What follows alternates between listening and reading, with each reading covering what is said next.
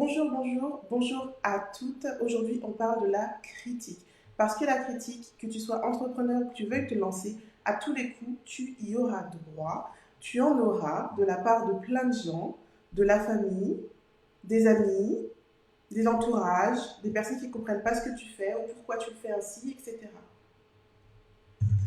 Donc, c'est important d'être conscient que ça peut arriver d'être critiqué, mais surtout, il faut savoir comment dépasser cette critique et pas perdre ta motivation.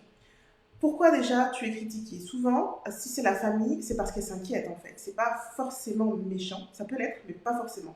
Le plus souvent, c'est parce que ta famille, elle s'inquiète. Pourquoi elle s'inquiète? Parce qu'elle ne comprend pas ce que tu fais. Elle ne comprend pas pourquoi tu as laissé un bon job. Elle ne comprend pas pourquoi tu n'as pas cherché un bon travail. Elle ne comprend pas pourquoi tu n'as pas fait quelque chose, un travail plus normal. Ou elle pense que ça ne marchera pas. Elle est inquiète pour toi. Et du coup, tu n'as pas le soutien que tu aimerais avoir. Ça peut être aussi tes anciens collègues qui te critiquent, ton ancien patron qui te critique, tes amis qui se moquent ou qui te dénigrent. Et le pire du pire, ça peut être des prospects ou des clients, ou même d'autres professionnels, hein, des concurrents, entre guillemets, qui critiquent ce que tu fais, ce que tu dis, comment tu procèdes, qui compare, etc., etc. Donc oui, ça a des conséquences. Ça peut être catastrophique, parce que forcément, ça a une action sur ta façon de te sentir. Tu te sens démoralisé, ça te rend triste, ça démotive. Parfois, ça peut donner envie de tout arrêter, te faire sentir que tu n'es pas prête ou que tu n'as pas de valeur ou que finalement, tu n'aurais pas dû, tu vises trop haut, etc. Et quand ça arrive sur les réseaux sociaux, que tu as des messages, ou même par mail, que tu as des messages, qu'est-ce que tu fais? Tu fais ce qu'il ne faut pas faire, tu les lis, tu le relis, tu les relis, et ouais, ça fait mal. Ça fait mal et tu restes concentré sur ça. Alors là, je dis stop et je vais t'expliquer comment faire pour ne plus te laisser submerger par la critique. Bonjour Fatima, bienvenue parmi nous. Alors la première chose à faire, c'est vraiment te détacher de ton entreprise ou de ton projet. C'est pas ton bébé. Oui, c'est quelque chose que tu as créé, mais tu vois, à un moment même le bébé il se détache, il coupe le cordon. Donc il y a vraiment deux entités différentes. Il faut que tu gardes ça en tête. C'est pas toi qui es critiqué directement, c'est ton idée ou ton projet ou ton entreprise. Donc il faut vraiment te détacher de ça. C'est pas toi qu'on critique, c'est soit le projet d'idée, soit ce que ça engendre derrière en fait. Ta famille, tes amis, ils t'aiment, ils tiennent à toi. Donc si ils critiquent, c'est parce qu'en fait ils veulent ton bien. Ils l'expriment pas forcément de la meilleure façon, c'est souvent maladroit, ça peut être aussi très frustrant parce que voilà, c'est tes proches et t'attends du soutien. C'est les premières personnes qui devraient te soutenir, c'est eux. Donc vraiment, je t'invite à prendre du recul sur ça. Parce que c'est pas de toi qui parle, c'est pas toi qui critique. C'est vraiment ton entreprise ou ta future entreprise. C'est ton idée et c'est tout ce que ça engendre derrière. Quant aux autres, tous ceux qui ne sont pas de la famille, les anciens collègues, les concurrents, en fait, quand ils te critiquent, garde en tête que ce sont leurs propres peurs qui les poussent à critiquer. C'est leur propre peur qui les pousse à dire du mal de toi, à regarder de travers, tu vois. Si quand même ils prennent le temps de critiquer, ils prennent le temps de t'envoyer un message, ils prennent le temps de lire ce que tu as fait, de comparer, etc., c'est parce que quelque part, tu as touché une corde sensible. Ce que tu fais ou ce que tu dis, ça les touche. Et souvent, c'est parce que ça leur renvoie à leur propre incapacité, à leur propre limite, à ce que eux, ils n'ont pas été capables de faire et que toi, tu es en train de faire. À ce qu'eux, ils n'ont pas eu le courage de mettre en place que toi, tu es en train de mettre en place. Donc garde bien ça en tête, que les gens projettent leur propre peur sur toi et c'est ce qui les pousse à être négatifs ou méchants. Et si ce sont des prospects, alors il y a deux façons de voir les choses. Ça peut être aussi des prospects juste qui sont prospects aux clients, qui sont mécontents parce qu'il y a vraiment une mauvaise expérience. Ou alors ça peut être des critiques bienveillantes. Quoi qu'il en soit, quand ça vient des prospects ou des clients, prends-les en compte parce que ça peut vraiment booster ta façon de servir tes clients. Donc la première chose vraiment, c'est vraiment de prendre du recul par rapport à tout ça et de te détacher de ton entreprise. La deuxième chose, c'est vraiment de profiter de ça pour bâtir ton argumentaire. Utilise tes critiques pour renforcer ta position, pour renforcer tes valeurs, pour renforcer tes croyances. Utilise tout ça pour répondre aux objections avant même qu'elles arrivent. Tu sais que c'est une inquiétude, tu sais que c'est une peur, tu sais que c'est une chose qu'on te reproche. Réfléchis à la façon dont tu peux changer les choses. Il faut vraiment voir ça comme un baromètre qualité en fait. Surtout quand ça vient de tes prospects et tes clients et te dire mais tiens, ok, il m'a dit ça, qu'est-ce qui a fait qu'il m'a dit ça, comment je fais pour améliorer les choses pour que... Parce que si lui l'a exprimé, d'autres peut-être le pensent sans l'exprimer. Donc c'est une chance que tu aies quelqu'un qui ait pu l'exprimer.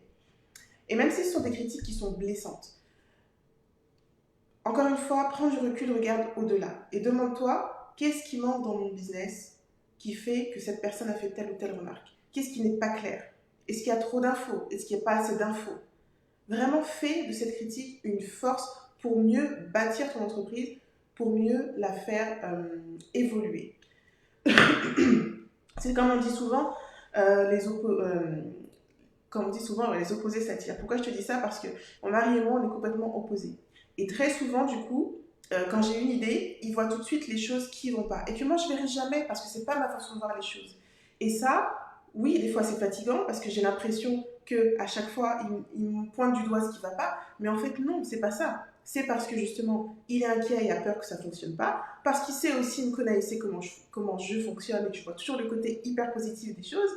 Mais moi, tout ce qu'il me dit, une fois le petit énervement, la petite colère passée, je rends compte et je me dis, ok, comment je fais pour éviter que ça arrive? Ou comment je fais pour que d'autres ne me disent pas ça? Comment je fais pour up-leveler mon game? Comment je fais pour faire monter mon entreprise en puissance grâce à ça? Donc vraiment, sers-toi de ces critiques, surtout quand elles sont bienveillantes et constructives. Fais-en une force. La troisième chose, pardon, que je t'invite à faire, c'est à te concentrer justement sur le positif, sur le soutien que tu as.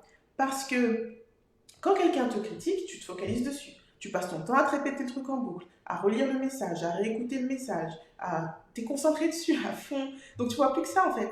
Tu ne vois plus que ça. Mais est-ce qu'il y a que ça? Bien sûr que non. Combien à côté de personnes te soutiennent vraiment?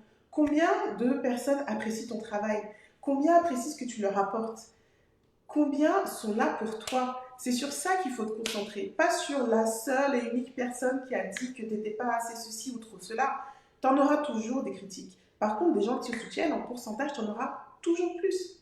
Toujours plus. Donc concentre-toi, non pas sur celles qui te critiquent, mais sur celles qui sont là pour toi. Et l'idéal pour ça, c'est vraiment de bâtir ta propre communauté. Ta propre communauté, qu'est-ce que j'entends par là? C'est d'avoir des personnes qui sont là pour toi, des personnes qui te suivent, des personnes qui vont devenir plus tard tes clients et plus tard encore tes ambassadeurs. Et ta communauté, il y a plusieurs façons de la construire. Moi, ce que je préconise vraiment, c'est d'utiliser Facebook pour le faire en ayant un groupe Facebook. Pourquoi? Parce qu'au sein du groupe, tu peux initier des discussions, tu peux échanger de façon plus intime parce que ça reste dans le groupe. Une page pro, tu peux aussi bâtir une communauté. Par contre, les interactions ne seront pas les mêmes. Une page Instagram, un profil Instagram aussi, tu peux bâtir une communauté. Les interactions ne seront juste pas les mêmes. Le groupe Facebook, tu es vraiment dans un cocon, on va dire, où tu peux vraiment donner des choses en plus aux personnes justement qui te suivent pour que des prospects deviennent des clients, deviennent des ambassadeurs. Donc, si ça t'intéresse de savoir comment bâtir une communauté sur Facebook et puis l'étendre, du coup, l'idée c'est de l'étendre aussi sur Instagram, et que tu veux que je fasse un live sur le sujet, tu peux m'envoyer un message en DM, en message direct, en message privé, et je regarderai comment je peux mettre ça en place pour aller plus en profondeur sur comment tirer profit des réseaux pour bâtir ta communauté. En tout cas, la plateforme que je recommande pour ça, c'est vraiment le point central Facebook et l'étendre sur Instagram, parce que les deux plateformes sont liées, elles sont complémentaires, c'est le même business, et ça te facilite les choses sans avoir un double travail. Donc, si tu n'as pas encore téléchargé le plan d'action pour ce faire, tu le trouveras dans le lien de ma bio Instagram et sur le bandeau de Facebook.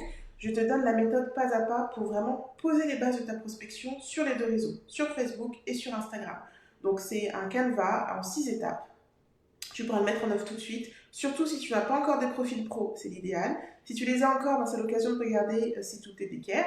Et puis, ça te permettra de mettre en œuvre vraiment tes bases pour accueillir tes futurs clients dans des bonnes conditions. C'est vraiment comme la devanture de ta boutique. Il faut vraiment soigner ça. Et puis, comment, une fois qu'ils passent par la porte d'entrée, c'est quoi les premiers pas en fait de tes prospects dans ta boutique? C'est vraiment ça. C'est la première étape. Et c'est l'occasion soit d'avoir des prospects qui se transforment en clients, soit directement